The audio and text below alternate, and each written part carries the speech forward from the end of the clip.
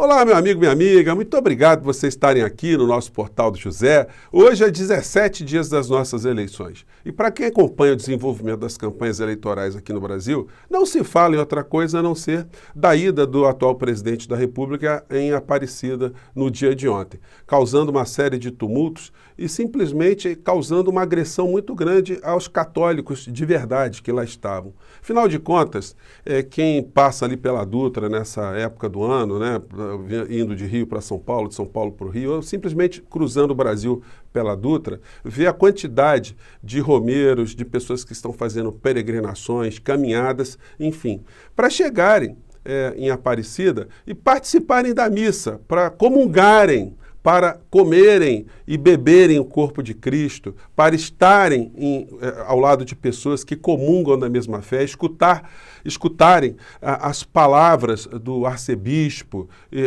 assistirem à homilia, enfim. Quantas pessoas vão para lá com essa finalidade? De repente, as pessoas se deparam com seitas infiltradas a serviço de finalidades políticas de uma pessoa absolutamente inescrupulosa. Alguém que não tem caráter religioso, mas não tem caráter algum. Ontem, gente, só fazendo um parênteses aqui nessa nossa abertura, eu assisti o jogo entre Corinthians e Flamengo. O que tem a ver com o nosso papo aqui, né? Tem a ver que é o seguinte, quando você dá uma panorâmica nas arquibancadas, você vê na torcida do Corinthians as cores pretas e brancas, né? Ou as tonalidades típicas ali do time. Você não vê nenhuma camisa amarela, você não vê nenhum símbolo político. Do mesmo modo, na torcida do Flamengo. Isso significa que para essas nações futebolísticas é uma coisa que divide, você de repente levar um elemento exterior que vai dividir a sua nação futebolística, que vai criar uma cisânia, que vai criar uma desunião e que, ao final da história, vai prejudicar aquele clube que você ama, aquele time de futebol que você ama, que você tem algum tipo de identidade que foi construída ao longo da sua vida. Então, é um ambiente de respeito, e estamos falando de futebol. O que uma pessoa enxerga de uma outra que de manhã veste a camisa de um time de futebol com toda a euforia e de tarde veste a camisa do adversário? Ou veste outras camisas o tempo todo, em vários lugares. Nós conhecemos alguém que tem algum caráter futebolístico que faça uma coisa dessa? Não existe, né? As pessoas costumam dizer no Brasil que você troca de religião, você troca de sexo, você troca de marido, de esposa, você troca de nacionalidade, mas de time de futebol você não troca. Então, existem algumas áreas em algumas comunidades no Brasil e no mundo que são muito caras. Você não faz patifaria com essa gente porque isso é perceptível de uma forma direta. E nas religiões? Como é que alguém enxerga alguém que de manhã cedo vai a uma sinagoga e de tarde vai numa igreja? Ou alguém que vai num templo evangélico de manhã cedo e depois vai numa igreja? Ou alguém que está numa igreja e de repente vai numa mesquita? Alguém que, enfim, ou que está muito, nos dias de hoje, muito colocado, né? Alguém que vai dentro de uma loja maçônica e depois vai num terreiro de candomblé, enfim. São situações de difíceis compreensões. Mas o presidente da República, como ele não tem nenhuma identidade, nenhuma responsabilidade, nenhuma ética, nenhuma moral, nenhum princípio, para ele é natural. Ele sempre tenta trafegar, tentando a simpatia de todos, para angariar votos. E dentro dessa perspectiva, não dá para classificar o presidente da República senão como um grande vigarista religioso. É uma pessoa que ontem, lá em Aparecida, sequer comungou, porque a comunhão só é permitida do ponto de vista ético, dentro da sinceridade religiosa, a quem não comete pecados, a quem respeita os mandamentos. E o Bolsonaro está muito longe de respeitar qualquer mandamento, né? Então isso está pegando muito mal hoje, isso certamente dará prejuízos a ele no processo eleitoral. E eu espero até que a campanha do PT aborde de uma maneira muito racional, muito clara, esse tipo de contradição, esse tipo de vigarice religiosa para fins políticos no horário eleitoral. Bom, vou conversar com vocês aqui sobre as repercussões, sobre situações que eu não vi ontem, que hoje dá para a gente comentar aqui, sublinhar um pouco mais. Mas antes de mais nada, quero convidar você que está chegando agora no nosso portal a se inscrever. Você que é muito bem-vindo, compartilhe os nossos vídeos se você gostar, dê o seu joinha, mande seus comentários. Nós sempre abrimos um chat aqui entre 5 horas, 5 e meia antes de entrarmos ao vivo, você está convidado também, enfim. E, se puder, participe do nosso clube de membros, que está crescendo muito e que está sendo muito bacana ver tanta gente se inscrevendo para impulsionar o nosso portal, para ser mais parceiro ainda desses nossos encontros aqui todos os dias. Então, vamos seguir em frente. Gente, ontem, quando a gente abordou algumas questões relacionadas à ida de Bolsonaro, eu não tinha visto algumas cenas que hoje merecem uma observação adicional.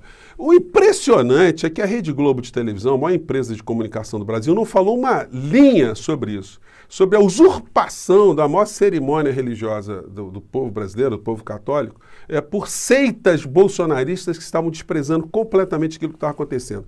Essa gente é tão alucinada que eles estavam chamando jornalistas de comunistas, globolistas. Gente, é um negócio assim, e lá dentro rolando a homilia, rolando a missa, né? Vamos pegar esse trecho aqui para quem não viu.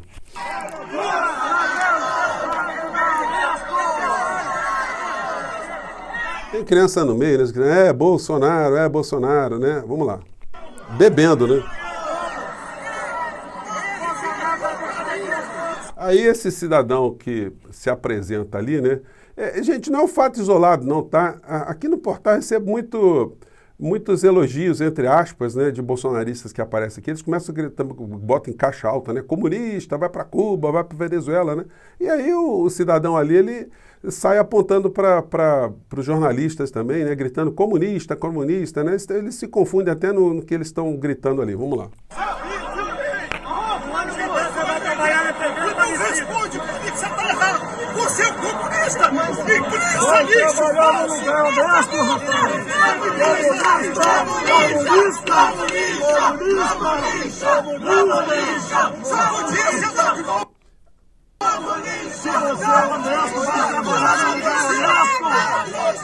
Gente, essa cena aí não é isolada, não, né? Não é por outra razão que as pessoas estão com receio de andar com roupas identificando candidaturas e tal, porque você pode encontrar um cara desse aí armado, né? Os caras estão entrando na casa dos outros para dar tiro em pessoas, né? Então, o que a gente pode esperar desse tipo de situação aqui? O Bolsonaro, obviamente, vai dizer que não tem nada a ver com isso, que ele não tem responsabilidade disso, quando ele tem responsabilidade. Sim, nós sabemos, eu não vou ficar discorrendo sobre isso, porque é inquestionável a influência que um líder em qualquer nação, em qualquer segmento, tem sobre pessoas que se identificam com ele. Pois bem, mas aí eu não podia deixar passar despercebido que algumas situações pecaminosas, às vezes castigam os cidadãos, né, dentro dessa perspectiva religiosa. Esse aqui é o deputado Frederico Dávila, agora ex-deputado, porque ele não se reelegeu, né? Ele foi mexer com o sentimento de católicos e parece que o eleitorado dele deu uma desaparecida. Vamos ver aqui o que aconteceu. Falar para o arcebispo Dom Orlando Brandes, seu vagabundo, safado da CNBB, dando recadinho para o presidente e para a população brasileira, que pátria amada não é pátria armada. Pátria armada é a pátria que não se submete a essa gentalha, seu safado. E a sua CNBB, propaladora da teologia da libertação. Pois bem, esse ser, ele se candidatou agora nessas últimas eleições a deputado federal pelo PL, o partido de Bolsonaro, o partido desse indivíduo que estava ontem na Basílica, né, puxando o saco ali do arcebispo, né, tentando transparecer para os católicos que é católico, mas não comungou, não comeu o corpo de Cristo, não bebeu o sangue de Cristo. Dizem algumas pessoas que isso pode ter sido algum recado do Malafaia, do tipo, olha, não come a hóstia não, porque senão você vai se queimar com a gente. Mas tem evangélico ainda que acredita que Bolsonaro é evangélico? Alguém que usa da religião para esse tipo de benefício político de uma forma tão vigarística? Alguém acredita na sinceridade religiosa de Bolsonaro? Isso precisa ser colocado criticamente, sem fazer nenhuma guerra religiosa, não. Não é falar de religião, mas é falar de vigarista, falar de bandido que tenta usurpar o sentimento, a fé de uma pessoa para finalidades políticas. Esse deputado, portanto, se deu mal, não se elegeu, está lá na rabeta, não está nem na suplência, ele ficou fora dessa eleição, como outros também bolsonaristas, nem tudo foi coisa ruim nessa eleição. Muita gente ruim do bolsonarismo não conseguiu se eleger. E ontem, quando saíram as turbas, as seitas lá da Basílica, as pessoas que ficaram lá, enfim, para a missa, escutaram coisas como essa aqui. Parabéns a você que está aqui dentro e está rezando, porque hoje não é dia de pedir voto, hoje é dia de pedir bênção. Hoje é dia de pedir bênção. Aí, gente, é o contraste. Aqui você já não tem mais as seitas, né? Quem foi lá para ver Bolsonaro, viu Bolsonaro e foi embora. Deixou o lugar ali para quem estava a fim de rezar, para as pessoas que estavam a fim de comungarem, de compartilharem os seus momentos espirituais ali. Gente, não é possível que algum católico praticante olhe para Bolsonaro e sinta algum tipo de sinceridade, algum tipo de identidade com o discurso dele, pró-armas, o discurso virulento, o desprezo que ele teve pelas vidas humanas aqui no nosso país na pandemia, que achem que essa pessoa mereça voto para ficar mais 4 anos. Né? E da nossa parte compete estar colocando isso o tempo todo. De manhã cedo, como eu disse a vocês, ele estava com uma outra camisa, né, espiritual. Ele estava aqui com o Zema e a matéria do UOL diz: com Zema e pastor condenado, Bolsonaro pede votos em Minas. Ele dá a camisa amarela mais levinha ali, porque tem um significado, né? Ele é malandro demais, é a cor do Vaticano, né? Se a gente for observar bem, teve essa situação, eu não vi ninguém reparando nisso, não, mas eu reparei. Ele não faz isso aleatoriamente, não, né?